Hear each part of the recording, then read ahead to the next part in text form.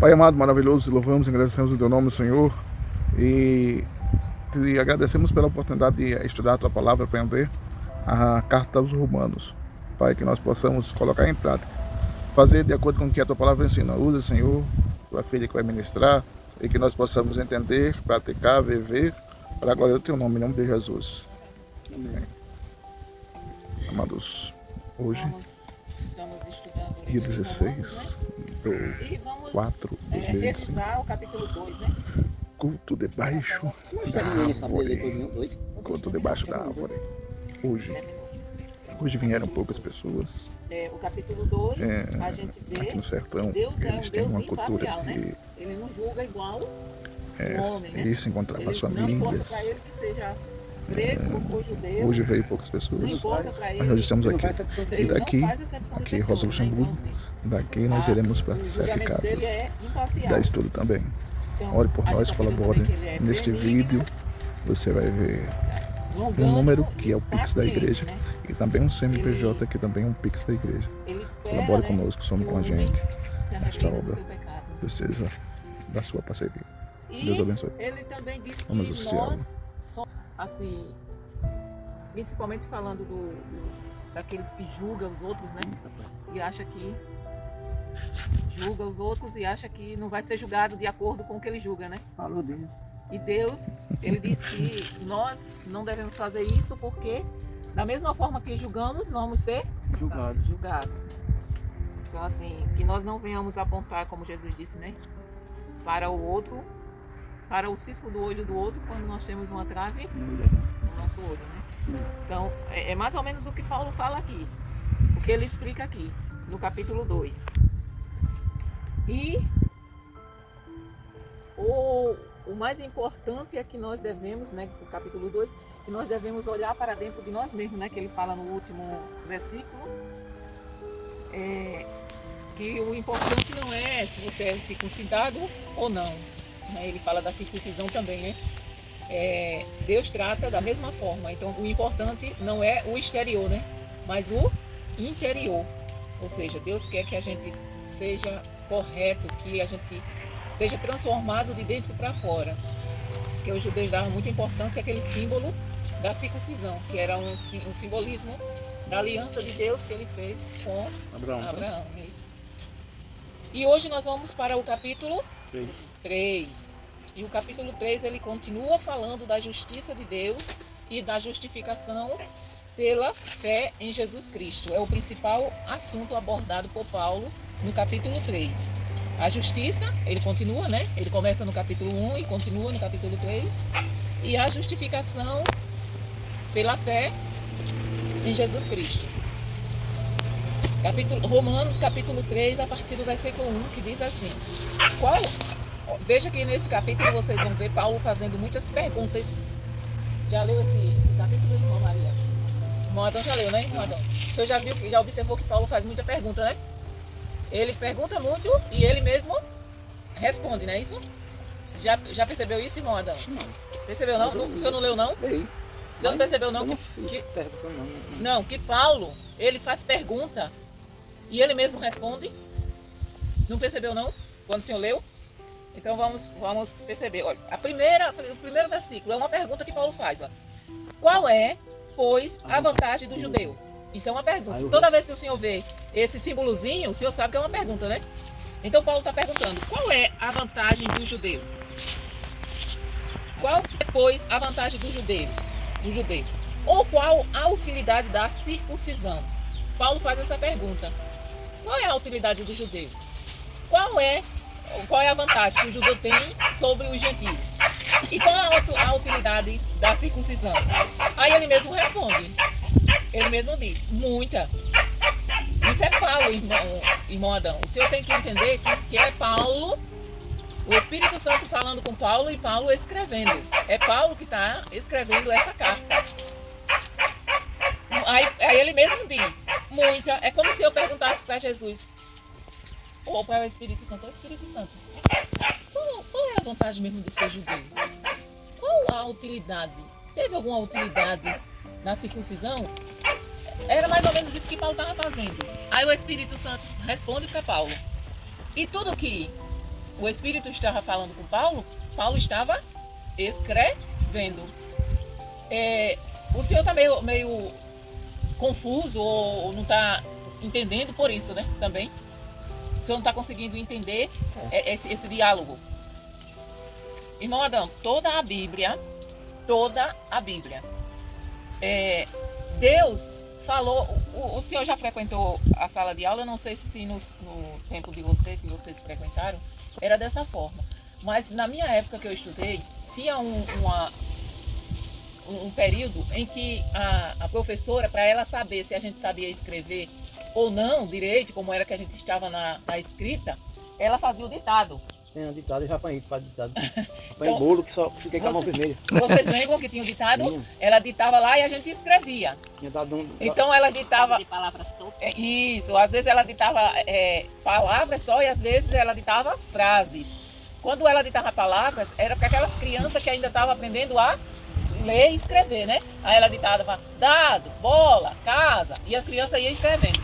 Quando ela ditava frases, era porque ela era para aquelas crianças já mais adiantadas, ela queria saber se a criança estava aprendendo a formular as frases e entender onde ficavam as pontuações. Então, por exemplo, ela dizia, olha, escreva essa frase. Qual é?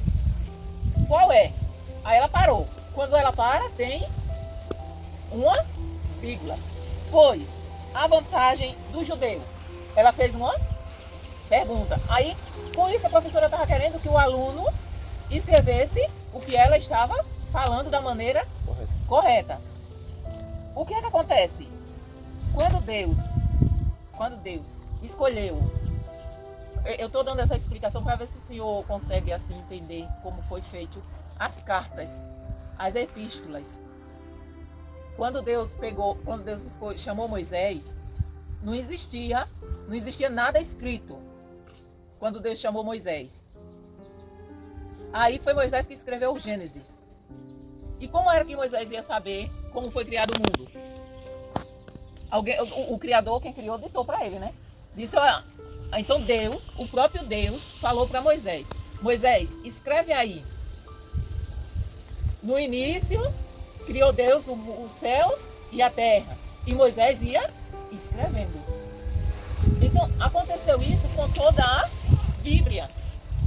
Então, assim, todas as cartas de Paulo, foi Paulo que escreveu, algumas foi Paulo que escreveu, outras foram outras pessoas que escreveram para Paulo, principalmente Lucas, porque Paulo tinha alguma deficiência, a gente não pode dizer com certeza se era nas vistas, ou ele tinha dificuldade de escrever, não porque não soubesse escrever, mas se ele estava com algum problema de saúde que ele não tinha condições de escrever, a gente não sabe afirmar o porquê, mas teve pessoas que escreviam para Paulo. Então teve cartas que não foram escritas com o próprio punho, ou seja, Paulo não escreveu com as próprias mãos, mas ele recebia a mensagem do Espírito Santo, o Espírito Santo falava com ele e ele escrevia. Então Paulo aqui ele está tendo um diálogo, é como se ele estivesse tendo um diálogo com, eu perguntando para o irmão Adão, ô irmão Adão, qual a vantagem?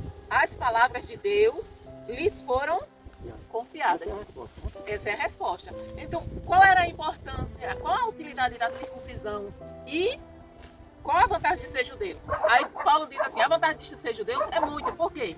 Porque os judeus foi o povo que Deus escolheu desde o início, desde em Abraão. Em Abraão, Deus escolheu, separou aquele povo, porque quando Adão pecou, né, que teve Sete, Caim e Abel, que Caim matou Abel, aí Caim foi embora e depois ele teve Sete, e aí a partir dali começa a genealogia. Só que Deus ainda não tinha separado o povo, aquele povo começou a se corromper. Olha que todos se corromperam. E Deus olhou e disse, eu não vou destruir todo mundo. Foi quando ele chamou Noé. Então Noé e sua família. Então Deus disse, eu vou preservar isso daqui e desse daqui vai continuar.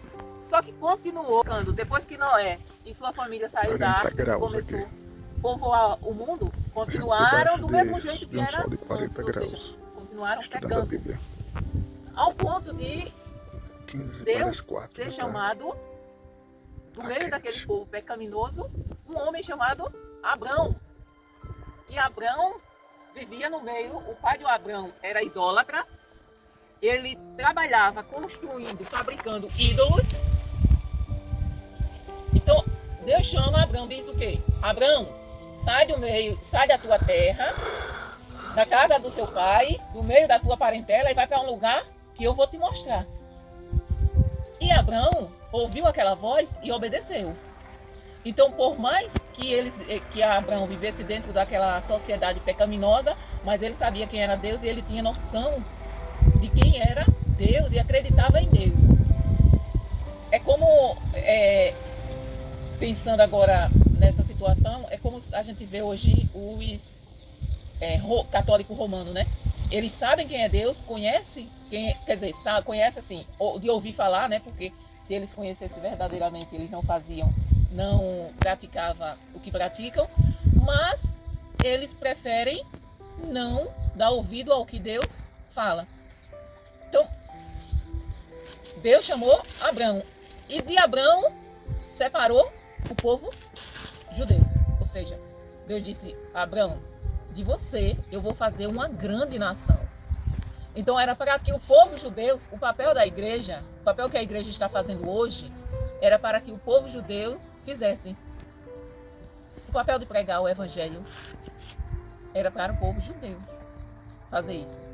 Se eles tivessem aceitado a morte e ressurreição de Cristo, de Jesus.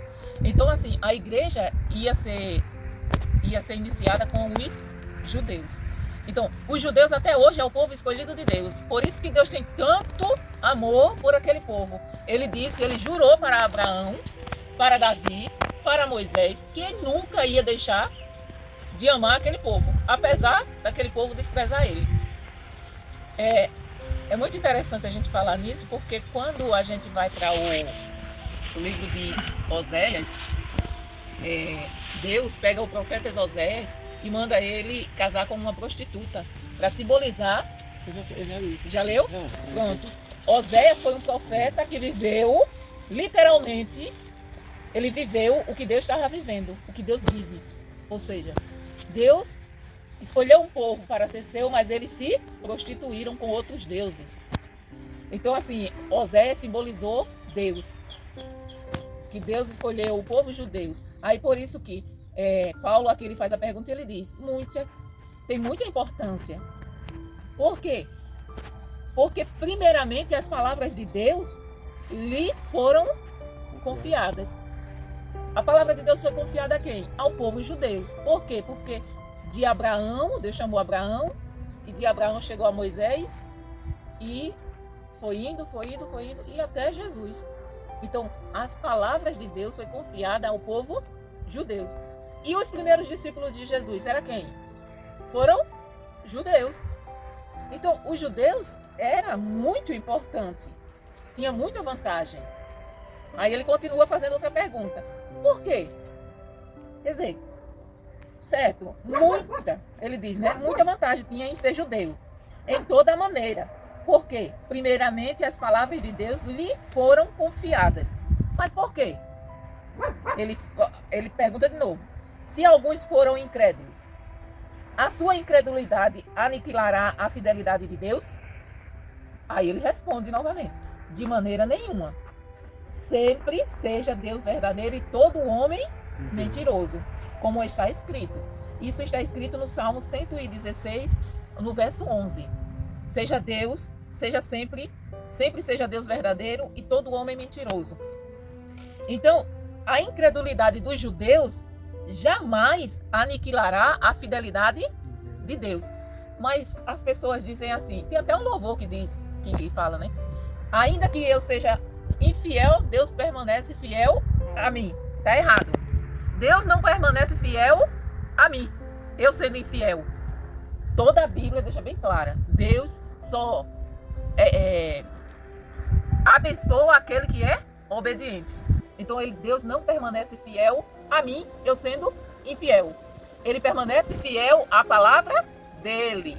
A palavra que ele falou, ele vai cumprir. Então, ele permanece fiel. Mesmo o povo judeu sendo incrédulo, ele permaneceu fiel àquilo que ele tinha profetizado lá atrás. Que um Salvador viria, que o Messias viria e que ia libertar o povo do pecado. Foi isso que ele prometeu. E ele permaneceu fiel. Independente de vocês acreditarem ou não, eu trouxe a salvação ao mundo e aquele que crê será salvo. Entendeu, irmão Adão, até aí? Entendeu, irmão Maria? Está encaixando mais? Para que sejas justificado em tuas palavras e venças quando fores julgados. Ou seja, todo homem mentiroso. De maneira nenhuma. Sempre seja Deus verdadeiro e todo homem mentiroso, como está escrito. Para que sejas justificado em tuas palavras e venças quando fores julgado. Se a nossa injustiça for causa da justiça de Deus, que diremos? Porventura será Deus injusto trazendo ira sobre nós? Ele continua, veja que ele continua fazendo pergunta. Aí aqui, entre parênteses, quando o Senhor vê uma frase dessa, entre parênteses, aí é porque é a fala dele. Ele aqui na minha vida fala como um homem. Isso, é a fala dele. Falo como homem. De fala... maneira nenhuma. De outro modo, como julgará Deus o mundo? Então ele diz o quê? Porventura será Deus injusto trazendo ira sobre nós? Claro que não. Ele diz de maneira nenhuma. De outro modo, como julgará Deus o mundo? Então assim, Deus ele julga com justiça. A justiça de Deus tem um padrão que eu jamais vou poder alcançar. Mas ele mesmo veio e cumpriu toda a lei. Ele é o justificador daquele que não pode ser justificado através da lei. Por quê? Porque só Jesus conseguiu cumprir toda a lei. De maneira nenhuma. De outro modo, como julgará Deus o mundo? Então Deus não é injusto. E quando ele trouxer a ira dele, vai ser uma ira justa sobre aqueles que pecam. Aí o 7 diz assim: mas se pela minha mentira abundou mais a verdade de Deus para a glória sua, por que sou eu ainda julgado também como um pecador? Aí, lá na frente em outro livro, Paulo diz assim: onde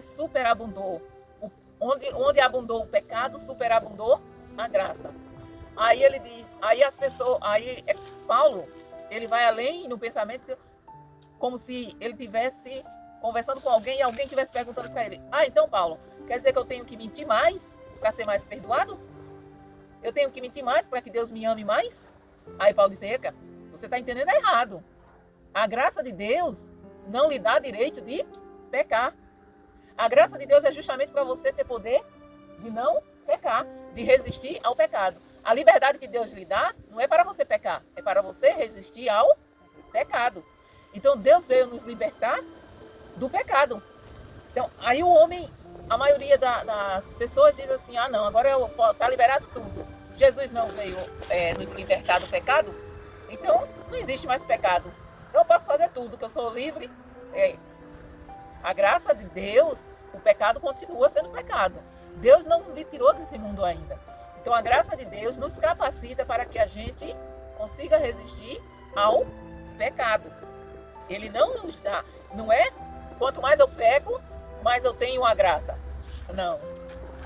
Então, quanto mais eu tenho a graça, menos eu peco. É o contrário.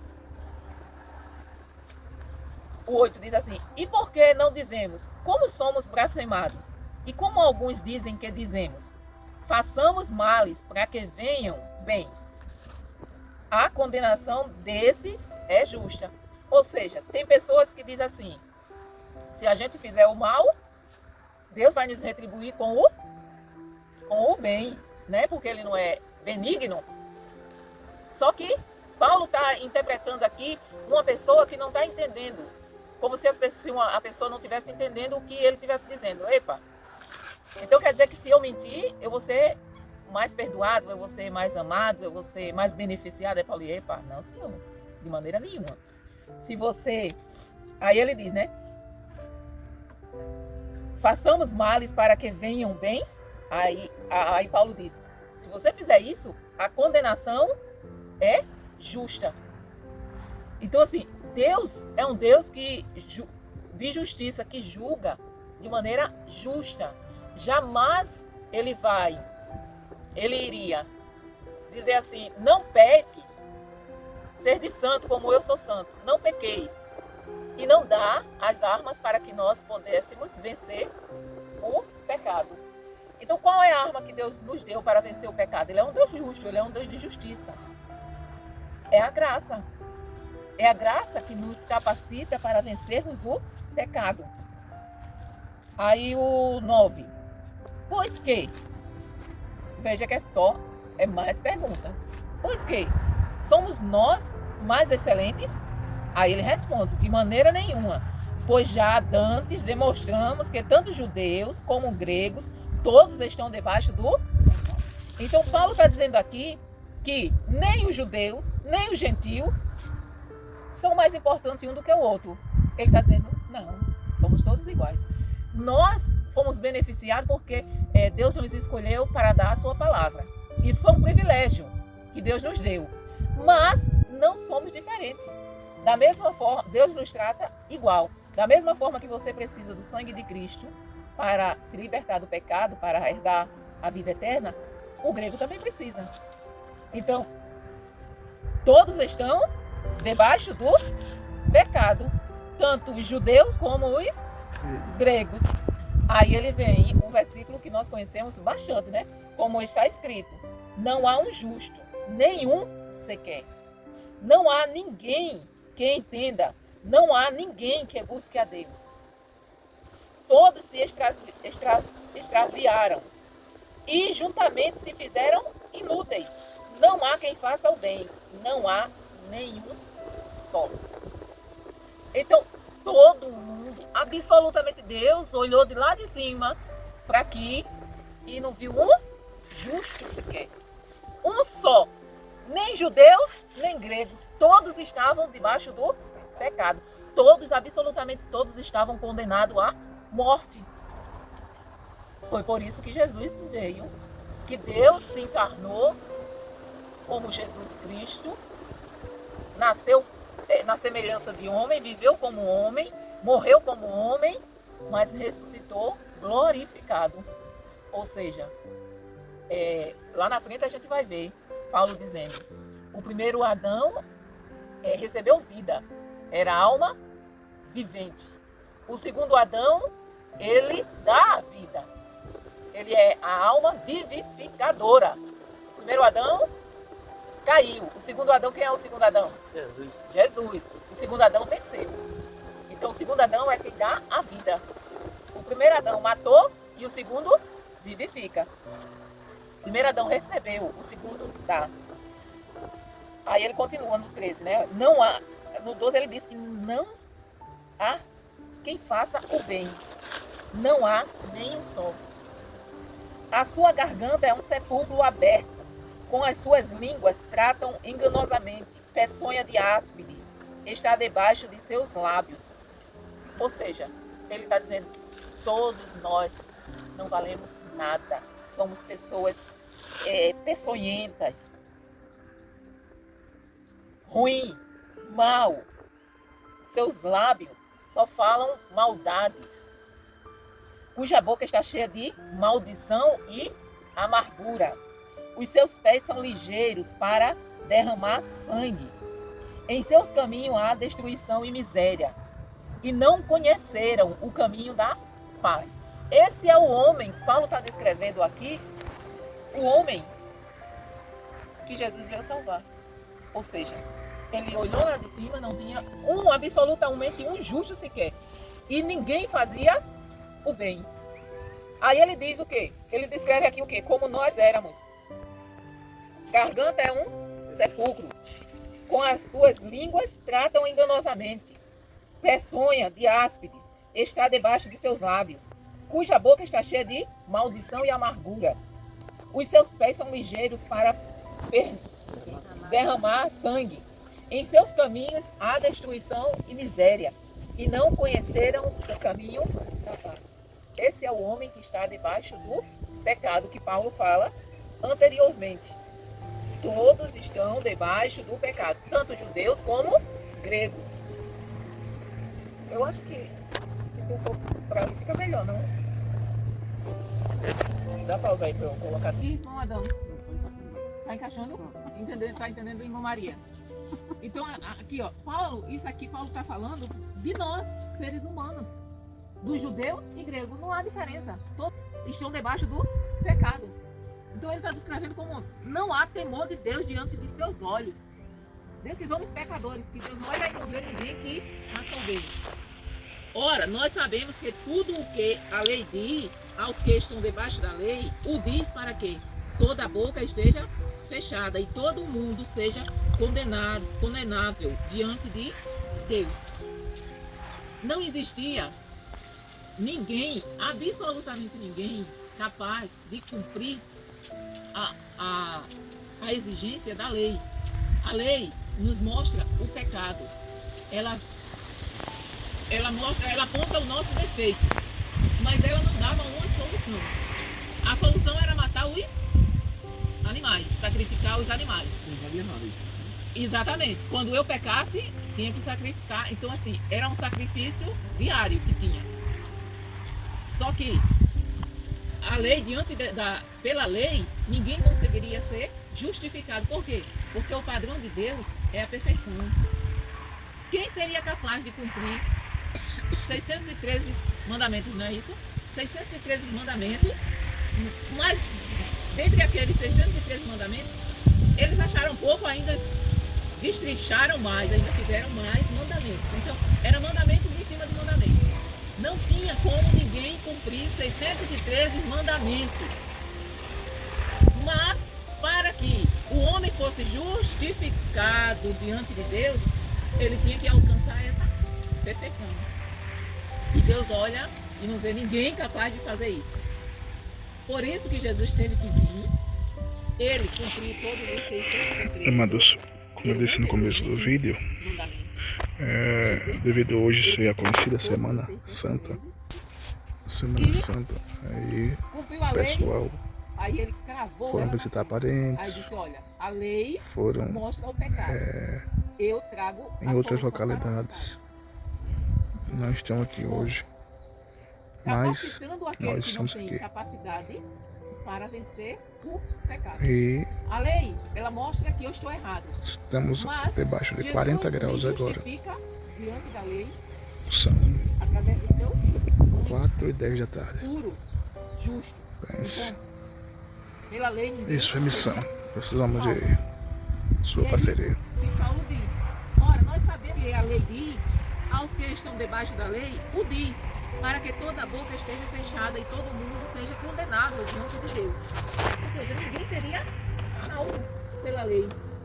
Por isso, nenhuma carne será justificada diante dele pelas obras da lei. Porque pela lei vem o conhecimento do pecado. Foi exatamente o que eu falei para vocês. Então, a lei, ela é o dedo que aponta o meu erro. Ela me mostra, olha, Tânia, você está pecando nisso aqui. Mas, cadê a solução para que aquele pecado eu consiga vencer o pecado? Aí, a lei não me dava a possibilidade, as condições para que eu vencesse o pecado. Por quê? Porque a lei era perfeita. Aí teve que vir alguém perfeito, sem pecado nenhum, cumprir toda a lei. Ele não quebrou a lei, ele cumpriu. Ele não revogou a lei, ele cumpriu.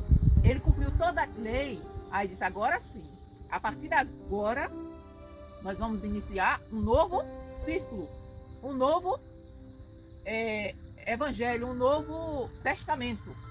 Esse testamento aqui, ele foi cumprido. Ele não serve mais. Eu estou rasgando ele. Jesus fez isso quando ele morreu na cruz. Ele disse, eu estou rasgando esse testamento e com o meu sangue eu estou escrevendo um novo testamento.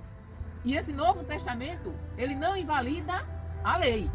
Ele nos dá condições de cumprir a lei. Então, que a lei, ela nos mostra o pecado. Mas Jesus trouxe a graça para nos capacitar para vencermos o pecado que a lei nos mostra. Deu para entender, Ronda? Então, por isso, nenhuma carne será justificada diante dele, pelas obras da lei. Porque pela lei vem o conhecimento do pecado. Então, nenhuma carne será justificada. Tem alguém que quer seguir uma parte da lei. Mas se... Olha, ele vem agora. Como é que eu... Não tem como. Deus só aceita se eu cumprir os 613 princípios da lei. E ninguém foi capaz de cumprir. Como é que hoje eu vou virar as costas para Jesus e dizer assim, ah não, só é salvo se guardar o sábado? Como? Se Jesus é o nosso sábado, Ele é o descanso. Então assim, não existe nada. Vocês entenderam essa parte? Que é a justiça de Deus. A justiça de Deus não é pela lei. Ele não vai nos julgar porque nós cumprimos a lei ou não, porque ninguém tem condição de cumpri-la. Irmão Adão, Jesus veio, reduziu de 613 para 2 mandamentos. O senhor lembra qual é os 2? Primeiro, amar Deus sobre todas as coisas, depois amar o próximo a si mesmo. Muito bem. Exatamente. Aqueles 613 mandamentos está resumido nesses 2. Então, ele cumpriu a lei, retificou. Irmão Luiz vem chegando ali, ó. Ele transformou. Irmão Luiz vem chegando Deixou ali, de ó. existir lei. A lei continuou. Chegando agora. Mas a lei, ela teve uma interpretação que ainda não tinha sido dada, porque as pessoas não tinham capacidade, conhecimento na mente de Cristo. Rapaz, irmão Luiz. Negócio que outro doa. Cansa, Deus tá bom. Tá dormindo, não foi? Dormiu demais, não foi? Rapaz, tá. Olha aqui, ó. Senta aqui. Aí, tu ainda tá dormindo, ué?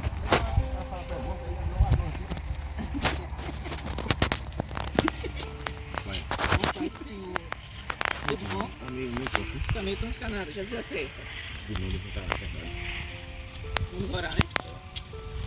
Sim, agora nós vamos para o versículo 21. Nós vamos agora, Paulo vai falar sobre a justificação pela fé em Jesus Cristo. Que nós somos justificados pela fé, se cremos em Jesus Cristo. O 21 diz assim: mas agora se manifestou sem a lei a justiça de Deus, tendo testemunho da lei e dos profetas. Aí você diz, pronto, está me enganando tudo. Né, Manda? Complicou tudo agora. E agora? Quer dizer, mas agora se manifestou sem a lei a justiça de Deus. Olha que se manifestou. A justiça de Deus é manifestada sem a lei, tendo testemunho da lei e dos profetas. Então, a lei foi dada por Deus a Moisés e os profetas. O senhor lembra que a gente sempre fala que desde que Adão pecou, que Deus já profetizou que Jesus viria? Lembra? Então, toda a lei e os profetas, eles testemunham de quem? De Jesus. Toda a lei e os profetas, ele aponta para o Messias que viria. Então, sem a lei, agora, que ela era testemunha, ela e os profetas do que viria, a lei era testemunha, junto com os profetas do que havia de vir. Não foi através da lei que nós ficamos conhecendo o pecado? Não é através dos profetas, das profecias que foram faladas durante todo aquele período até Jesus nascer, que nós ficamos sabendo que Deus tinha providenciado alguém para nos substituir diante da lei, para que pudéssemos ser justificados, porque a lei apontava o meu pecado, mas ela não me dava a alternativa de justificação, porque eu não sou capaz de cumprir a lei. Aí ela apontava para Jesus, da mesma forma que os profetas, tanto a lei apontava para Jesus, como os profetas. Então assim, tem eu não lembro onde é, mas em um dos evangelhos Jesus diz, eu não vim, em Mateus, né? Acho que a gente leu a semana passada, não foi que ele disse? Eu não vim revogar a lei, mas eu vim cumpri-la. Capítulo 10. Então, assim, Jesus ele não veio revogar a lei. Por quê? Porque a lei era o testemunho que apontava para ele. A lei e os profetas.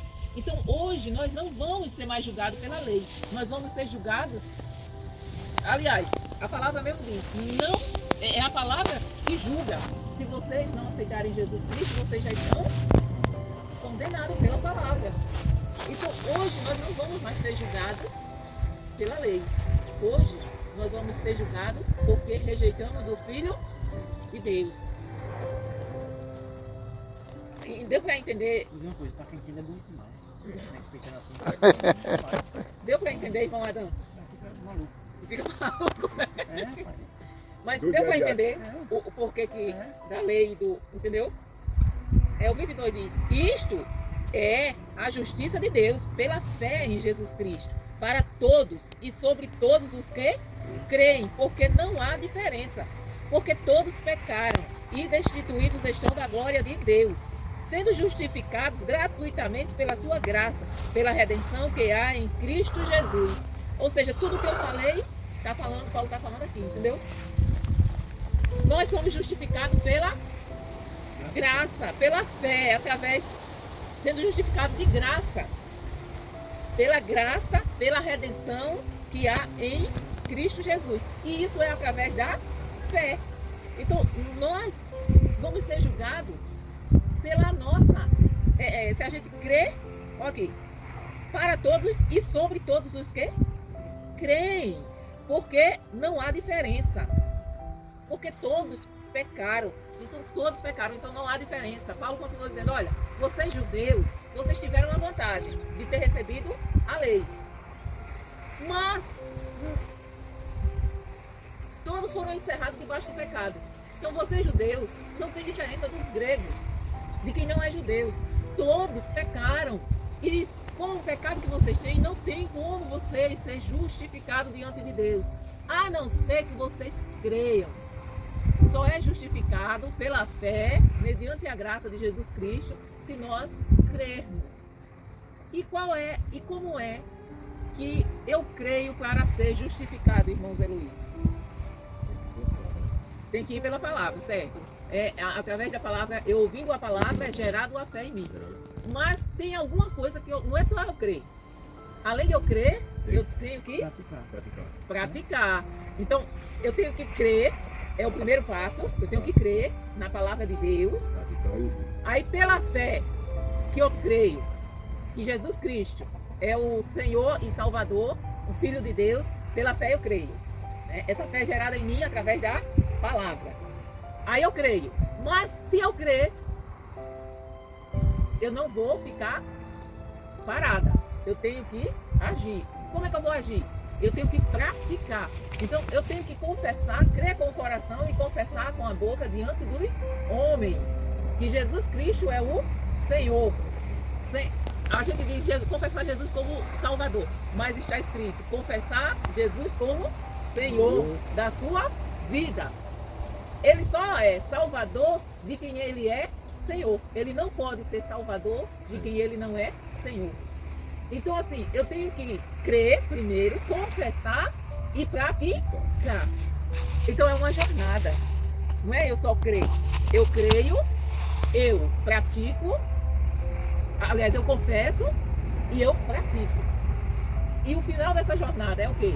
É a vida eterna. Entendeu, irmão Adão? Deu para entender? Eu fiquei onde? No 25, não foi? Ó, todos nós, veja o que diz o 24.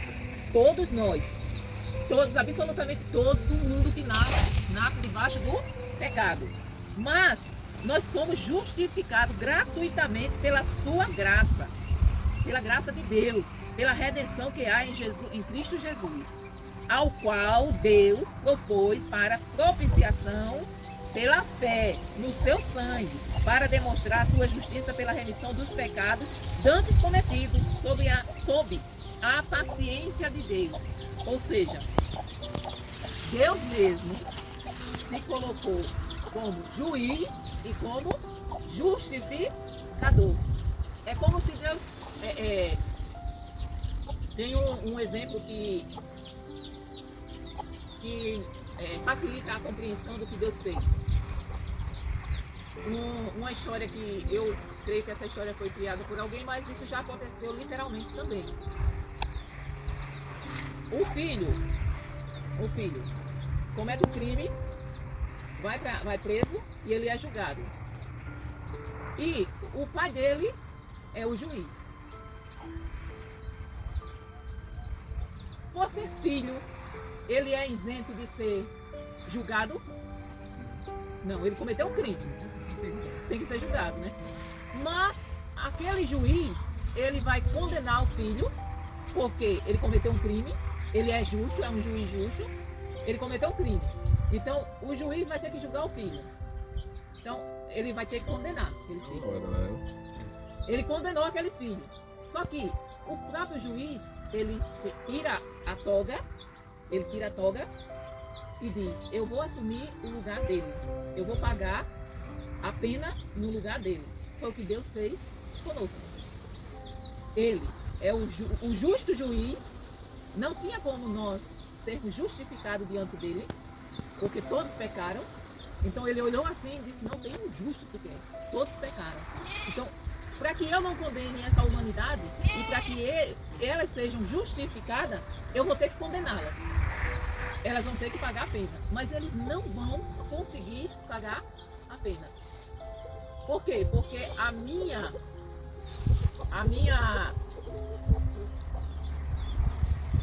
perfeição, o meu nível é a perfeição. Então assim, eu vou condenar, dar a condenação, mas eu vou assumir o lugar do condenado.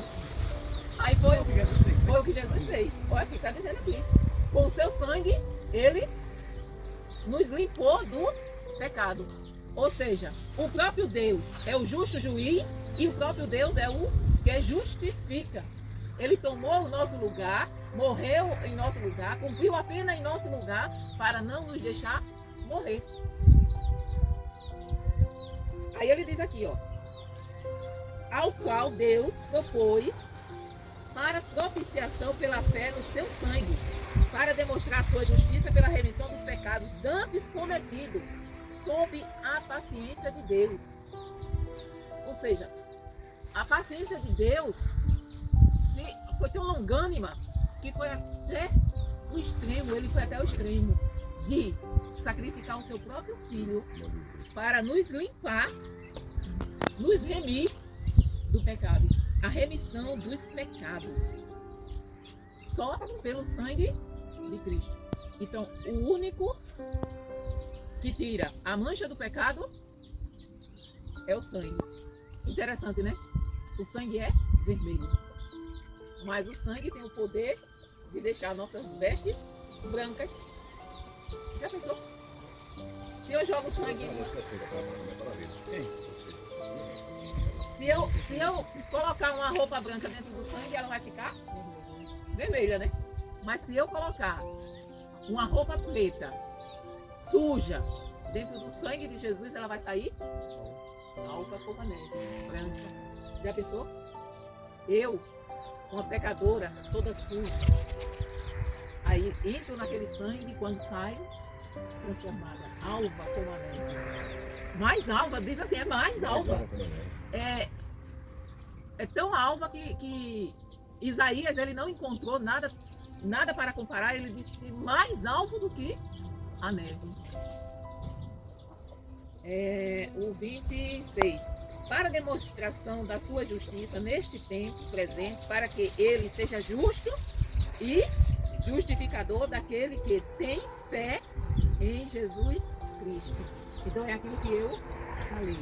Entendeu? Então assim, para que eu seja justificado, ele é justo e justificador daqueles que têm fé em Jesus Cristo. Irmãos, é triste a gente ver, a gente hoje vinha conversando, né? E é triste, eu não gosto. Eu olho, abro assim o YouTube e quando vem aquelas coisas que eu sei que vai causar revolta no meu coração, eu nem olho. Porque é muita injustiça que está acontecendo aqui na fundação do mundo. Sempre houve. Só que hoje está de uma forma que se a gente não tomar cuidado, a gente acaba pecando pela revolta que causa no nosso coração, da gente ver tanta injustiça no mundo. As pessoas estão tão acostumadas com o pecado que pra gente se torna normal a gente ver as pessoas mentindo. A gente sabe que elas estão mentindo e a gente tem que ficar calado porque a gente não pode magoar dizendo que elas estão mentindo. Por quê? Se eu chegar para o irmão Adão e me contar uma mentira, eu estou vendo que é mentira. O Espírito Santo me diz, ele está mentindo. Mas se eu disser para ele, o senhor está mentindo, irmão Adão, ele já vai achar ruim. Como é que você sabe? Quem disse para você que eu estou mentindo? Aí se eu disser assim, o Espírito Santo falou. Que nada, agora. E na maioria das vezes não precisa nem o Espírito Santo falar. A gente percebe. Mas nós continuamos mentindo. E continuamos e a gente fica com raiva se alguém disser que nós estamos mentindo ou que nós estamos errados em alguma coisa, né? A gente fica com raiva. Então assim, é tanta injustiça que eu não gosto nem de ver notícias, essas coisas, sabe por quê? Tá demais. Então a gente vê, para demonstrar, a gente vê que a gente só vai ser justificado pela fé em Jesus Cristo, aquele que crê. A justificação é só daqueles que têm fé. E como é que a gente diz que tem fé e faz aquilo que não agrada a Deus? Que fé é essa? Então, a gente tem que parar e refletir, né? Que fé é essa que eu estou vivendo? Que eu digo que tenho fé e desagrado a Deus com coisas tão pequenas, né? Às vezes com uma coisa tão bobagem que desagrada a Deus. Aí a palavra de Deus diz que ele é justificador daqueles que têm fé. E fé significa... O que é fé, irmão Adão? Qual é a definição de fé que a Bíblia me dá? Aquele versículo, irmão Adão. Fé é o firme fundamento das coisas que se esperam e a certeza daquilo que se não vê. Porque aquele que tem fé precisa crer que Deus é galardoador daqueles que o ama. Irmãos, para eu confiar em Deus, eu tenho que ter fé. Se eu tenho uma vida que não busco viver retamente a palavra de Deus, então eu estou dizendo que eu estou confiando nele. Então eu estou dizendo que tudo isso que está escrito aqui é bobagem, né? Que não serve para nada. Então, fé é uma demonstração de confiança. Então, ainda que eu morra, mas eu morro na certeza de que Deus vai estar lá me esperando. Então, fé é o firme fundamento daquilo que eu não vejo, mas eu tenho certeza de que ele existe. A gente vê Deus, a gente vê Jesus, a gente vê o Espírito Santo, a gente não vê, mas a gente tem certeza de que ele existe, ele está lá. A gente não vê, mas é as obras que ele faz. Exatamente. Então, até aqui, dá para entender, irmão Adão? Dá para entender, irmão Maria? Irmão Zé Luiz? Aí diz assim o 27. Onde está logo a vanglória? Mais uma pergunta de Paulo. Onde está logo a vanglória? É o 27. Não é onde está logo a jactância. Jactância é o significado. Vanglória. Onde está a vanglória? Vanglória é o quê? Eu me gloriar-me por eu ter feito alguma coisa. Entendeu? Porque ele diz que ninguém vai ser justificado pelas obras da lei. Não é isso? Aí ele diz aqui, ó, onde está logo a vanglória? Aí ele diz, é excluída. Ou seja, a glória do homem não permanece diante da graça de Deus. Por quê? Porque a glória só pertence a Deus. Então, se eu me vangloriar porque eu fiz alguma coisa, essa vanglória diante de Deus, ela é exterminada, não serve para nada. Por qual lei? Das obras? Não, mas pela lei da fé. Ou seja, a vanglória, ela é excluída. Por qual lei? Das obras? Não. Pela lei da fé. Então, quando eu tenho fé, as obras que eu faço é uma consequência da minha fé. Não é porque eu sou justificada através das obras, não. Eu tenho obras por causa da fé. Então, se eu tenho obras por causa da fé, então não vou me gloriar-me. Vangloriar-me. É uma vanglória. Uma glória inútil. Porque Deus não está olhando para isso, Ele está olhando para a minha fé. Qual é o fundamento? A minha fé está fundada em quem? Está fundamentada em quê? Ela tem que estar fundamentada em Jesus Cristo, na palavra de Deus. É através da palavra. Concluímos, pois, que o homem é justificado pela fé sem as obras da lei. É porventura Deus somente dos judeus? Mais uma pergunta. Aí ele faz outra pergunta. E não é também dos gentios? Aí ele responde. Também dos gentios, certamente. Ou seja, Deus ele é Deus, tanto dos judeus como dos gentios. Visto que Deus é um só, Deus é um só, que justifica pela fé a circuncisão e por meio da fé a incircuncisão. Ou seja, ele está dizendo, olha, não importa se vocês são circuncidados ou não, vocês são justificados pela fé, independente de vocês serem judeus ou gentios, serem circuncidados ou não, vocês são justificados por meio da fé. Anulamos, pois, a lei pela fé? De maneira nenhuma. Antes, estabelecemos a lei. Ou seja, Jesus, ele veio confirmar a lei. Eu sou a confirmação da lei. Jesus Cristo é a confirmação da lei. Deu para entender, irmão Adão? Essa última parte. Anulamos, pois, a lei pela fé? Não. Quem é a lei? A lei aponta para Jesus. E Jesus cumpriu toda a lei. Então, a fé não anula a lei. Ela estabelece a lei. Agora, a graça que Jesus conquistou na cruz, ela me capacita para eu vencer o pecado. Mas a lei, ela continua. A lei foi transformada, os 613 foi transformada em quê, irmão Adão? Irmã Maria? Em 2. Então, a lei continua. Entendeu? Então, o que as pessoas não entendem é isso. Aquela lei, ela não foi revogada. Ela não foi anulada. Ela foi confirmada pela fé que nós temos em Jesus Cristo. Anular a lei pela fé significa a fé não invalida a lei, mas a cumpre. Ou seja, eu vou cumprir a lei porque eu tenho fé. Que lei? A lei que Jesus Cristo veio ensinar. Amar a Deus sobre todas as coisas e ao próximo. Então, eu cumpro a lei porque eu tenho fé. A fé confirma a lei porque a fé em Cristo nos capacita a obedecer a lei e a viver de acordo com seus princípios. Nós vimos em Atos que tem muitos princípios que nós aprendemos ali, né? Que devemos ter. E nós vamos continuar vendo. E nos evangelhos, nós vemos Jesus ensinando os princípios, principalmente no Sermão do Monte, Jesus dizendo como é que o cristão deve viver. Então, a fé, ela cumpre os princípios da lei de Cristo.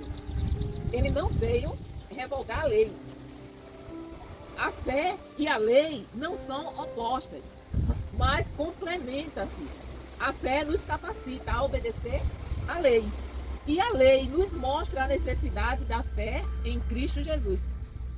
Então, elas não são opostas, elas se complementam. Uma mostra o meu pecado, né? A lei mostra, olha, você está pecando. E você tem necessidade da fé em Jesus Cristo para poder ser justificado, para a remissão do seu pecado. Então, assim, a lei, ela se complementa. Ela mostra a necessidade que nós temos de Jesus Cristo. O papel da lei na vida cristã é nos mostrar a necessidade da graça de Deus e nos guiar em como viver em santidade e justiça. Então, irmãos, A lei, ela nos mostra a necessidade que nós temos de salvação, de perdão, da remissão do pecado. Jesus disse assim, Jesus não disse assim, ó, foi dito aos antigos, não matarás. Mas eu vos digo, aí ele fez como é que se diz a palavra, a tradução não, a interpretação, como ela realmente deveria ser. A lei diz que não matarás, mas eu não vou revogar o que ela está dizendo. Eu vou aperfeiçoar. Eu vou dizer para vocês, aquele que chamar o seu irmão de louco está cometendo um assassinato. Então assim, aí ele diz, a lei diz, não adulterarás. Irmão Adão, só uma nota de rodapé. Jesus disse que os antigos dizem que o adultério é a prática sexual de um homem com uma mulher casada, de uma mulher casada com um homem casado, que não fosse o marido. Mas Jesus disse que ele veio aperfeiçoar. E então ele disse que não é preciso a prática, basta pensar. Baseado nessa pergunta, Aí todos eles será que o senhor já adulterou? todos eles da mas não é tempo.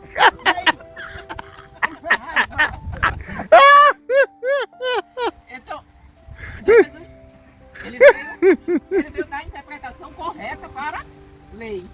Então assim, as pessoas diziam assim, epa, eu só não estou cometendo pecado se eu for lá e me deitar com a mulher de fulano. Mas eu posso pensar nela. Aí Jesus disse, pode não. Ô irmão Zé Luiz, fazer sexo sem ser com a sua esposa é pecado. Agora, existe a prostituição, a fornicação e o adultério, que são todos pecados sexuais. Entendeu? O adultério é aquele que você pratica com uma mulher ou com um homem de outro, ou de outra. Irmão Luiz não vai praticar com homem, irmão. A fornicação é quando você é solteiro e você faz sexo com outra pessoa solteira. Aí por que? Isso aí também é pecado? Claro. Não pode. É fumigação? É fornicação. Não é mesmo que era fumigação? Não foi que não era fumigação? Fornicação, irmão. É um pecado, esse é um pecado. Fornicação é um pecado, é o sexo entre pessoas que não são casadas. Mas isso aí é muito pouco, acho. Já saiu uma das cacas e tudo. Ô, irmão Zé Luiz, mas é por isso que nós estamos estudando a Bíblia, é por isso que nós temos que seguir a palavra de Deus. Porque é por isso que nós temos que ter a graça para nos capacitar, para nos dar força, para fugirmos dessas coisas. Mas, irmã, não é nós que queremos. É o pensamento vem e... O pensamento, mas quando o pensamento, pronto. quando o Aí pensamento não é vier, nós. mas quando o pensamento não. Mas quando o A dúvida, pensamento né? vive indiretamente quando o para pensamento vier, o que é que o senhor vai fazer, Tá irmão? repreendido, né? Exatamente. Aí, mas aí o senhor acha bonzinho, né? Aí, Sonhando, né? Mas é mesmo, irmã, de noite. E eu sou culpado, irmã. Tá todo domingo sonhando. sonhando é uma coisa. Sonhar é uma coisa. Agora tá acordado. Agora tá acordado é outra coisa, né? acordado O senhor tá acordado, tá aqui, ó. O senhor tá aqui, aí o senhor começa aqui, aí já vem o diabo, né? Que botou uma setinha aqui, né? Aquela mulher, Adão, aquela mulher. Aí, o senhor, aí quando esse pensamento vir, tá repreendido, Satanás, em nome de Jesus. Você quer falar isso? Mas aí o senhor, se o senhor for, aí o senhor faz os olhos.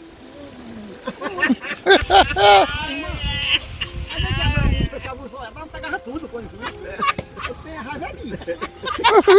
A gente tem pecado, não, venha. Venha toda. Esse negócio aí é difícil, mano. Você tá revoltado com Deus. Não pode dar. Você tá revoltado com Deus. Não é porque a gente faz mais um dia, aí a gente não pode. Adão, mas pode ver que todos vocês somos de desgraçamento. Adão não. Um bocado normal de desgraçamento. É, mas Adão não.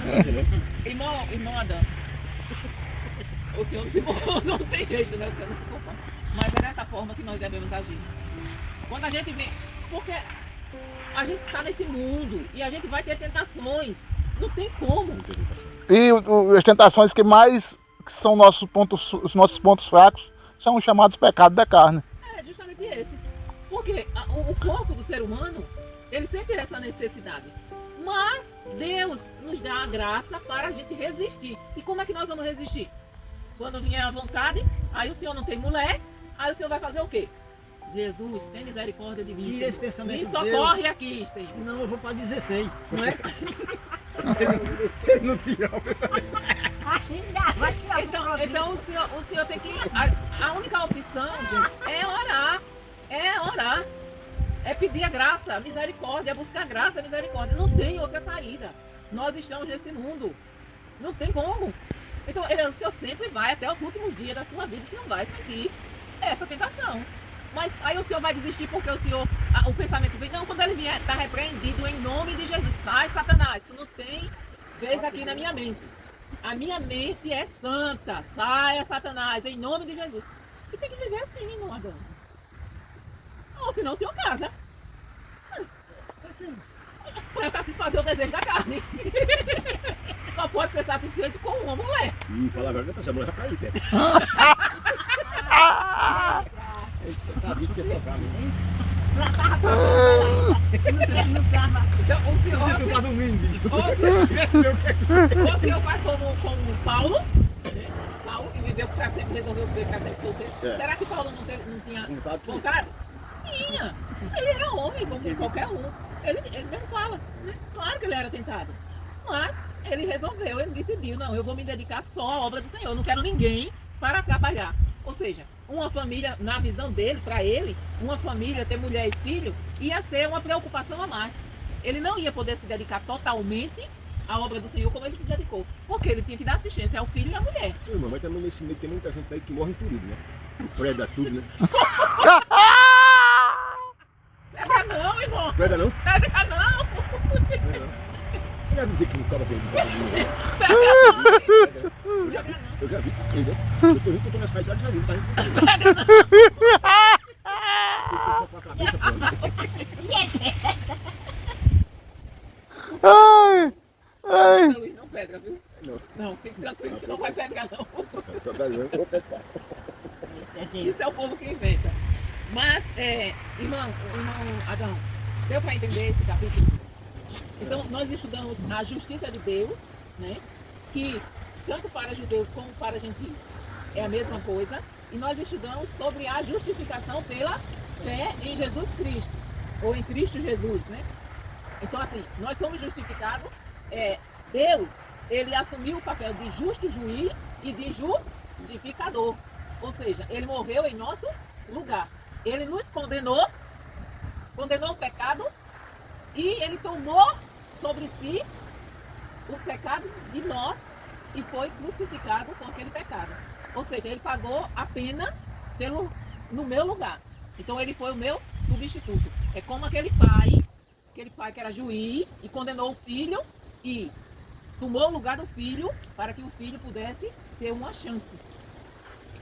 Foi cumprir a prisão do filho. Então Deus, ele fez isso. Ele tomou o nosso lugar para que nós hoje pudéssemos estar aqui. Você tinha alguma pergunta? Não. Irmã Maria? Ficou mais claro? Mas entendeu porque a lei, ela não é contra a fé? Elas têm que andar juntas? Entendeu? Tem que andar junto. Por quê? Porque quando a lei, quando a gente olha e vê lá Jesus dizendo assim, ó, não ame o seu inimigo. Essa é a lei. Ame o seu inimigo. Jesus está dizendo, ame o seu inimigo. Aí vem a fé dizendo que eu preciso de Jesus Cristo para ter condição de amar o meu inimigo. Até para nós tem. Porque perdoar é aquele que... Porque quem sozinho tem condições de amar aquele que lhe aflige, lhe persegue. Então quando Jesus diz assim, ama o seu inimigo, aí ele está dizendo assim, você não é capaz de fazer isso, mas se eu estiver em você, aí eu vou lhe capacitar e você vai conseguir amar o seu inimigo. Então a lei e a fé, elas andam juntas. Vamos lá aqui, ó, o questionário, pequenininho, viu, hoje. Se alguns foram incrédulos, a sua incredulidade aniquilará a fidelidade de Deus? Não. Tanto os judeus como os gregos, todos estão debaixo do quê? Do pecado. Muito bem, irmã Maria. Como está escrito, não há o quê? Justo. Não há ninguém que faça o quê? Tudo bem? Ô, cachorro. Né? Não é pra Eu nem vi. Tudo bem? Tudo bem? A sua garganta é o quê? Sepulcro. Por que você tudo? Uma cova. É um lugar onde bota defunto, irmão. Cuja boca está cheia do quê? Mentira. De maldições, né? Mentiras. Os seus pés são ligeiros para derramar o quê? Sangue. Nenhuma carne será justificada diante de Deus pelas obras do quê? Pelas obras da? Não. Nenhuma carne será justificada diante de Deus pelas obras da? Lei. A justiça de Deus é imparcial. Todos que pecaram e foram destituídos, todos que pecaram e foram destituídos do quê? Não, foram destituídos da? Não. Todos nós pecamos e fomos destituídos da graça de Deus. Nós somos justificados pelo quê? Fé. Hã? Pela fé. Concluímos, pois, que o homem é justificado pelo quê? O homem é justificado pelo quê?